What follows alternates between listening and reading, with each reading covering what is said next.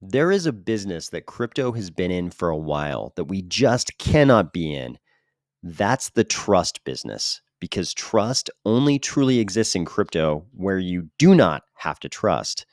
One of the greatest features of crypto has always been trustlessness.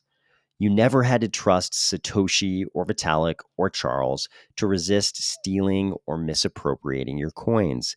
You never had to worry about the blockchain getting hacked because the cryptography was always too strong. But then greed set in and we got into a different business. We started creating platforms that carelessly discarded trustlessness so that users were left to deposit and pray that their funds would one day make it back to them. Cardano needs to become the first smart contract blockchain to display a healthy immune response to these faulty deposit and pray platforms. Ready? Let's go.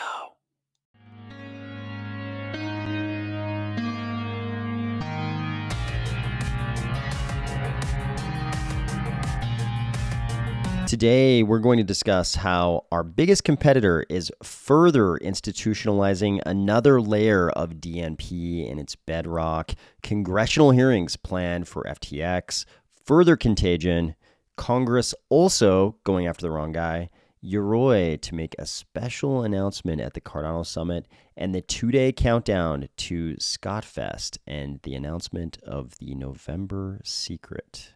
If you omitted one letter from this title and assumed this would be about drunken Friday nights at SBF's penthouse in the Bahamas, or if you're finding value in these videos each weekday, please consider delegating to the Army of Spies stake pool, ticker AOS.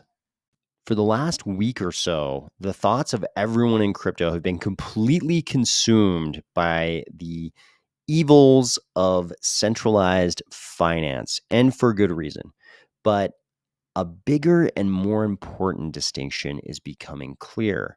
That's the distinction between true crypto, which involves self-custody, and everything else that we've sort of duct taped onto the backbone of crypto that doesn't involve self-custody. That includes all this centralized finance stuff that we're so very focused on right now, but it also includes a bunch of more decentralized things where you're essentially giving up custody as well. You could quibble with me here about whether or not in certain DeFi contexts you're really giving up custody or you're just locking your assets with scripts that other people can use to unlock your assets.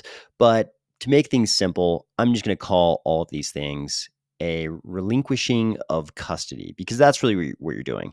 If we think of ownership as a bundle of rights, you're giving up some of the sticks in that bundle when you lock your assets using smart contract scripts, smart contract code, when you lock those assets in a way that someone else can unlock them and take the assets away from you. So I'm just going to call all that relinquishing custody. The real difference, the real distinction on a practical level is whether or not you're doing something that involves you essentially depositing your assets somewhere and then having to hope, trust, and pray that you actually get your assets back. Because I think we all know there are a lot of things in even the decentralized context where you end up doing exactly the same thing you'd be doing in a centralized finance context. Even the simple case of being a liquidity provider in a decentralized exchange, in a liquidity pool, involves depositing, we'll say depositing your assets in the liquidity pool and hoping and praying whatever rewards you're getting out of that, whether it's liquidity provider fees or liquidity provider fees plus various forms of yield farming, you're hoping that that's more than the amount of your assets you might lose through impermanent loss. And you're also hoping that whatever those rewards are, if they're in the token of the platform, you're also hoping that that token is still worth something, because in most cases, those tokens you're getting paid are just money printing of the token that the platform invented. They basically invented some platform token, and they've been inflating the supply of that token to pay out the yield farmers. So you're it's very hard to distinguish that from the kind of money printing by central banks that has been vilified by, large swaths of crypto pretty much since the very beginnings of crypto. I mean, it's in the Genesis block. Satoshi included that headline in the Genesis block to sort of decry all of these monetary games played by all the central banks. You can easily fall into nearly endless minutia and debate over the merits of giving up custody in the decentralized context versus giving up custody in the centralized context. Or you can skip all that and just develop an immune response to giving up custody, full stop. What if a blockchain came along and they just developed a very strong immune system where they rejected most things, where possible, they rejected most things that involved giving up custody. And they focused very strongly on self-custody and utility created through crypto and blockchains that involves self-custody. What would that look like? Well, for one, I think you'd have a whole lot less of this whole robbery forest thing going on. You'd also have a whole lot less of these systemic failures due to the collapse of central finance institutions. Just for starters, those two things sound pretty nice, don't they? Here's a post from Vitalik where even he's realizing that Ethereum itself has gone way too far in the direction of forcing users to give up custody, both by institutionalizing that at the base layer in Ethereum staking and now trying to build that into layer 2 with ZK rollups. He says, the centralized anything is evil by default, use DeFi and self-custody ethos did very well this week. But remember that it too has risks, bugs in smart contract code. And then he goes on to say, the one I worry about most is if we have 10 billion in a ZK rollup 2 years from now and it gets hacked because of a bug in the circuit constraint code or the EVM wrapper around it. So think about this for a second. What we know about smart contracts in Ethereum is that there are a lot of exploits. The robbery forest is dense and wide and long. The robbery forest in the EVM world is gigantic. There's a lot of robberies, a lot of princes trying to traverse the forest and losing all of their jewels. And now they want to create a gigantic L2.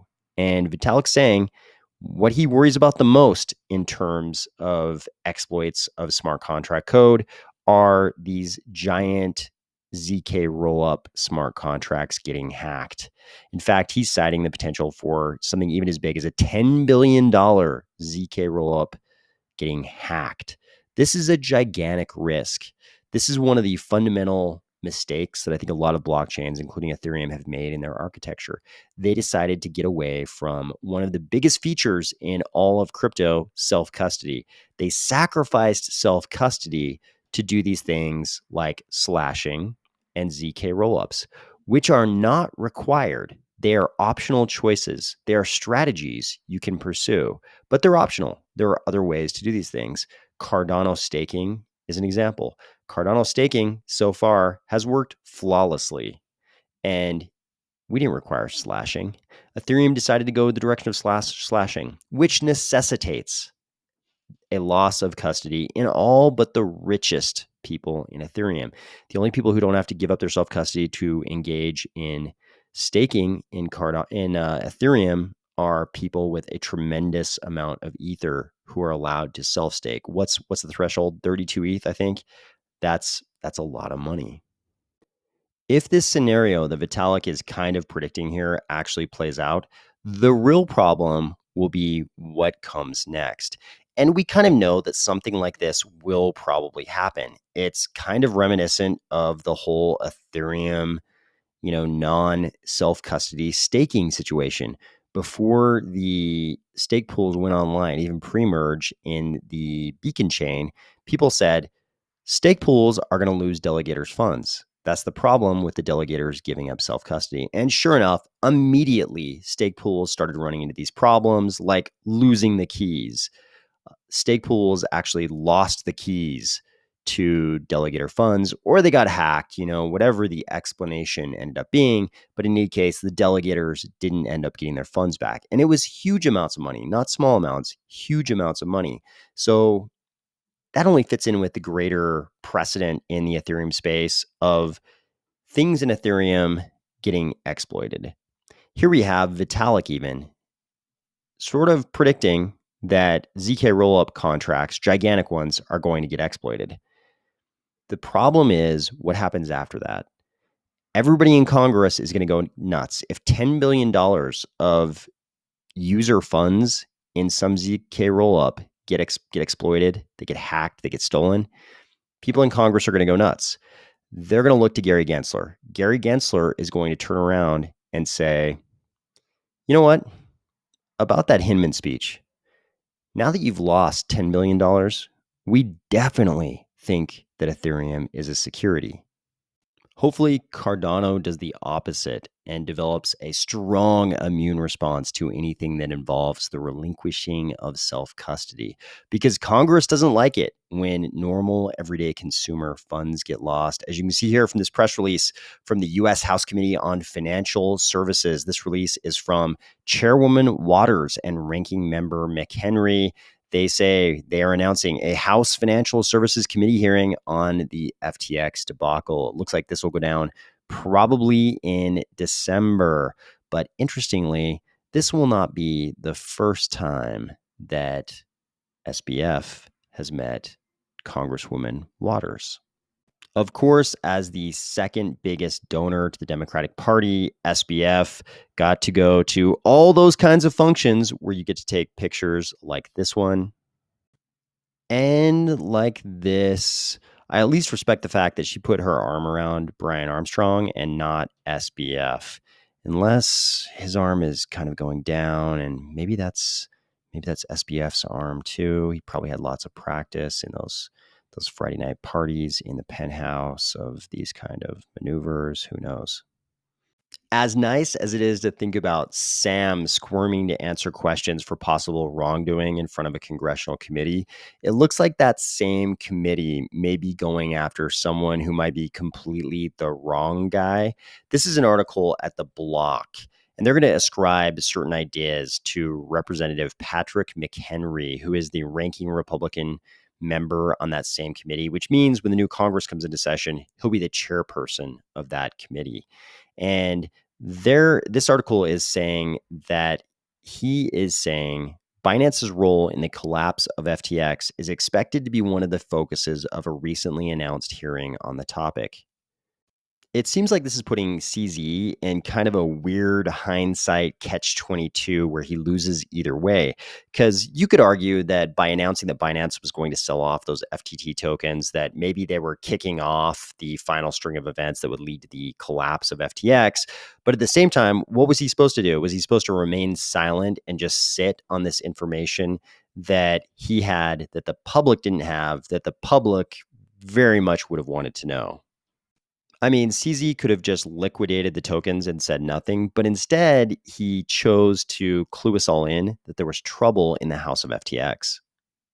Seeing this come up like a day after that complete fluff piece that the New York Times wrote, kind of portraying Sam as this embattled CEO who is in a situation worthy of your sympathy, I can't help but sympathize with the people who are already concluding that the fix is in and that Sam's donations were probably money well spent. I also wonder if that hearing might be a little bit more fruitful if it happened not in December, but after the other side of the aisle took control of that committee. For instance, I'm not too sure how inclined Chairwoman Waters is going to be to allow time for people to ask Sam questions about his past interactions with people like SEC Chair Gary Gensler, with whom I guess he met multiple times in the past year or couple of years, let alone his past interactions with Chairwoman Waters herself. I mean, how does this work? Isn't there some kind of mechanism by which she should be recusing herself from that hearing? Meanwhile, in Cardano, we're getting ready for a fantastic weekend where we'll have both the Cardano Summit and ScotFest. And it looks like we're going to have some interesting announcements, not just at ScotFest, but also definitely at the Cardano Summit. Here's a post from Crypto Quiche, who is at Emergo. They say Yoroi is one of the most important products Emergo has built. It's the gateway to many products, services, and features we're planning, including an especially exciting announcement for Cardano Summit 2022. Yoroi has been a little bit of a sleeper the last little bit. I haven't heard anybody talking exuberantly about Yoroi in a long time. Could it be that Yoroi is going to announce something at this Cardano Summit that's going to make Yoroi relevant again? Are they going to announce something new, some feature that we don't yet have in the Cardano ecosystem? They're saying an especially exciting announcement. I haven't seen Yoroi say anything like that in a long time. So I'm keeping my fingers crossed that this is actually a big, important announcement that we'll see at the Cardano Summit this weekend. But before we see the Cardano Summit, we're going to see ScotFest, which is just 2 days away. Looks like Charles will be giving his keynote at 2 p.m. UTC on Friday at ScotFest. Looks like you can watch the live stream on Twitter or at the Input Output YouTube channel. I'm really curious to see what announcements we have. It seems like there's a lot of pent-up excitement. We've been hearing about this November announcement for a long time right now. And I'm not going to lie, in the past, some of these secret announcements have been a little bit overblown. People have been a little bit underwhelmed by the secret announcements.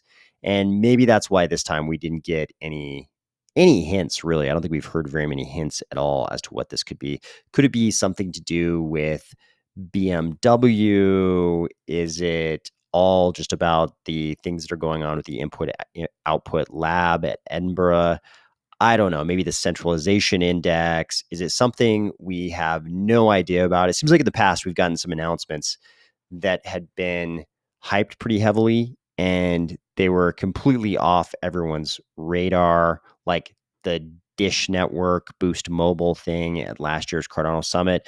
I didn't hear anybody speculating about that before the announcement was made. Maybe it'll be something like that, or maybe it's something a little bit more familiar to us that we've been hoping for a long time. In any case, I'm excited to see what this is, and I'll talk to you tomorrow.